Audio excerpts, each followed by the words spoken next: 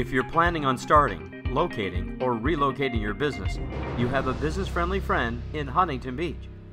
Let the experts at the City of Huntington Beach guide you to a seamless and convenient approach to tapping into a new future within the city of expanding horizons. Many companies enjoy the features Surf City delivers, including the proximity to travel, ports, and of course, pristine weather and beaches. Call today and see how HB is uniquely qualified to assist your next move. Call or click today. Huntington Beach, your friendly business partner in town.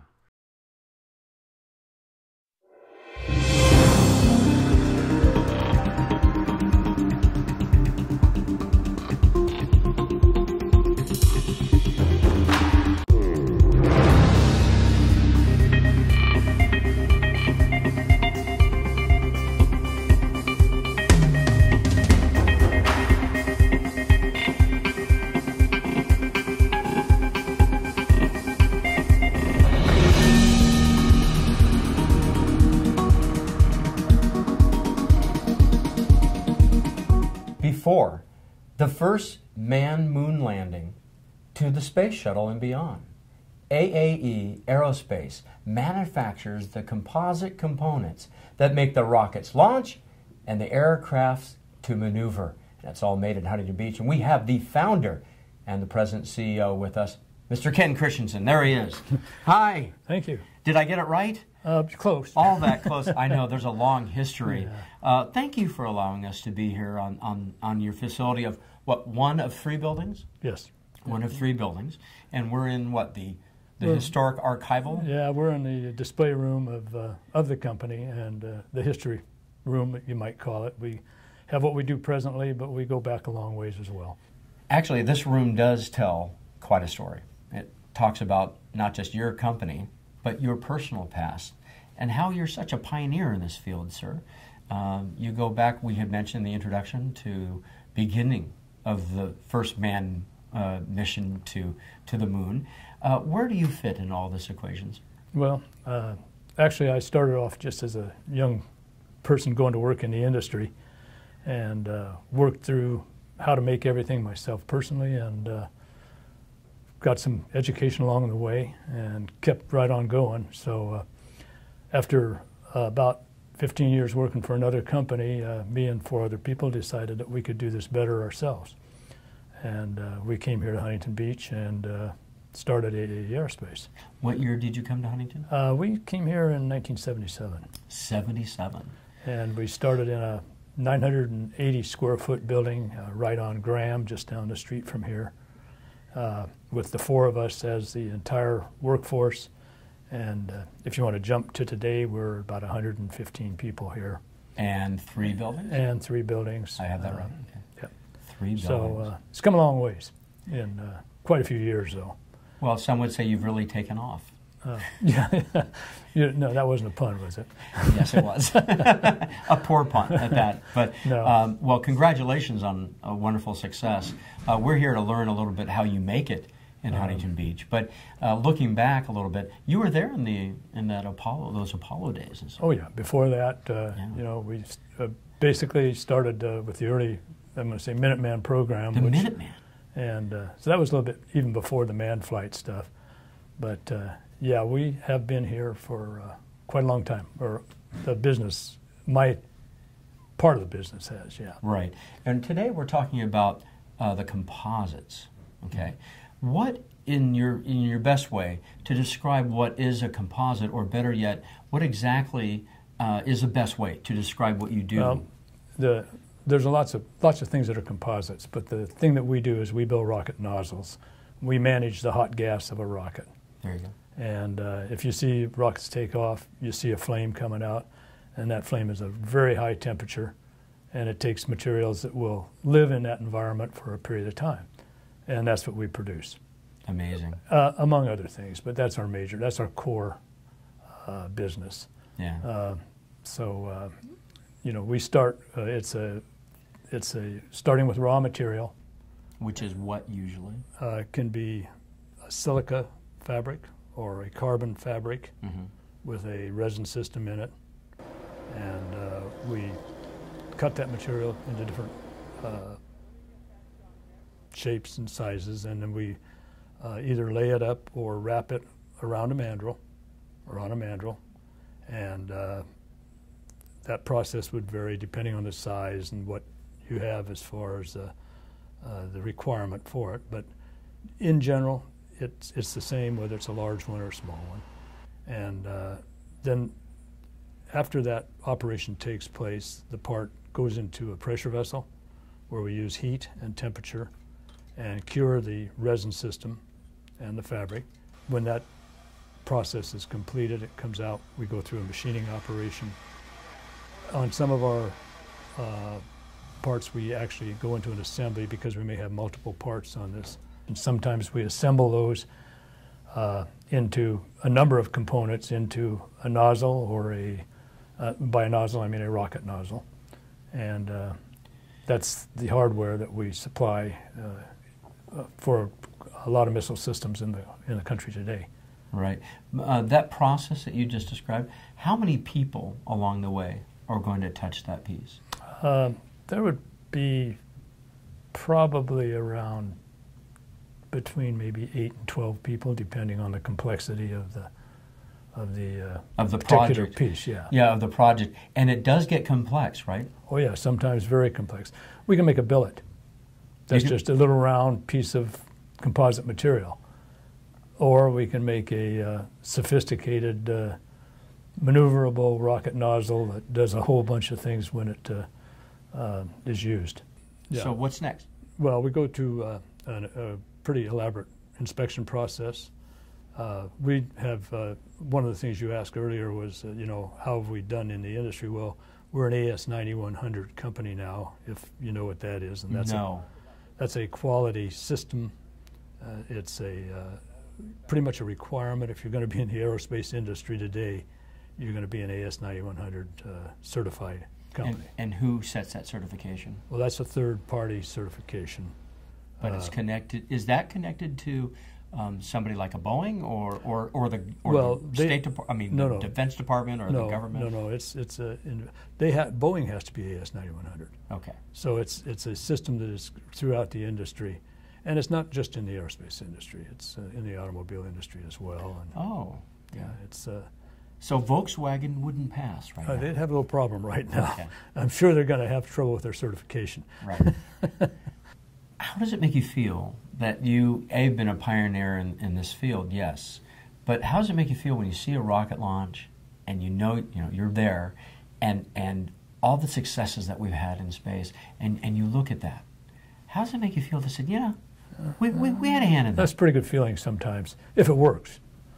They don't all work, but no, it's a very rewarding, I guess is a good way to put it, feeling to know that we're a pretty vital part of the security of the country, as well as the fact that we're even involved in commercial products and very diversified, as a matter of fact, in the composite sides of things. Is this something that you can say, we've done about 1,000 launches, 12,000. Do you have a number of how many launches? Well, that would be pretty hard to put a number on, but... it's in a book somewhere, right? Well, it might have been several. No kidding. Well, over 50 plus years and stuff. But, I mean, thousands and thousands of launches. If you go to the tactical missile systems, you can use that number. Yeah. On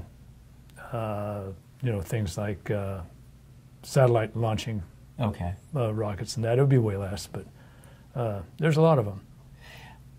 Which reminds me of somebody that brought up just a few days ago about orbiting around our planet is a bunch of space junk. Do we have a lot of space junk up there? Well, there's a lot of satellites and stuff that have died, and then they're just there, and they stay for a while. And then what happens? Eventually, they'll re-enter the atmosphere and burn up. And they just... you hear about it in the newspaper every now and then that some larger satellite is going to enter, and they're a little bit worried that some of the pieces will get to the Earth, and generally there's not very much gets there. What has been some of your highlights of your career? What are you the most proud of, sir? Well, there's a lot of things that we were involved in. That being involved in the very first soft landing on the moon, which was a program called Surveyor, I'm sure that not very many people today are around that even would recognize that name. The main retro rocket on that I was involved in. And, the LEM ascent. LEM is the Lunar Excursion Module, the unit that took the astronauts off the moon. I was involved in that rocket nozzle, and that gives you a pretty good feeling when you see that thing lift them off the moon the first time. And, wow. Because nobody at that point really had done knew. It. Nobody knew if it would come off. Right. Nobody knew. And not even the people on it. But, you know, you kind of pretend you have the confidence that everything's going to work right. And fortunately it did. Yeah, a lot of confidence. Mm-hmm. Wow. Until today and the future is amazing what the advances in aerospace technology will allow somebody at some point to go into this galactic... well, when you're looking at it, yeah, you're talking about, we've been involved in recent times in what was known as Spaceship One. Spaceship One. Which was the winning of the X Prize, if people understand what that was, which was the first commercial rocket to enter space. And then now it's graduated to what's called Spaceship Two, which is people being launched into space for, e-ticket ride. For $250,000, right? Yeah, right now. That's what it is right now. But do you feel it's going to be, well, like a punch ticket? It's going to be so commonplace? And where will we be to arrive at that point, Ken? That it will be someday commonplace. Well, I think it will. It's going to be a while, but it will be. There's talk of space hotels, so who knows where that's going to go. But you got to kind of use your imagination as to how far it can go. Well, let's see. Huntington Beach will just grow up from here. We'll put it like Jetsons thing, right? So we'll go right up on the right Space there. Hotel with the Hyatt, our Hilton. Yeah, absolutely. Right? Our Pasea, and the Shore Break. They'll all be up there. Yeah. I'm sure. Someday. Wow, it's really exciting. That is nice. Now, this is the Galactic one. This is the Virgin Atlantic? Virgin Galactic. Yeah. Virgin Galactic. Yeah. And where are we on that stage right now? So where are we in that program? Well, it's in the development phases.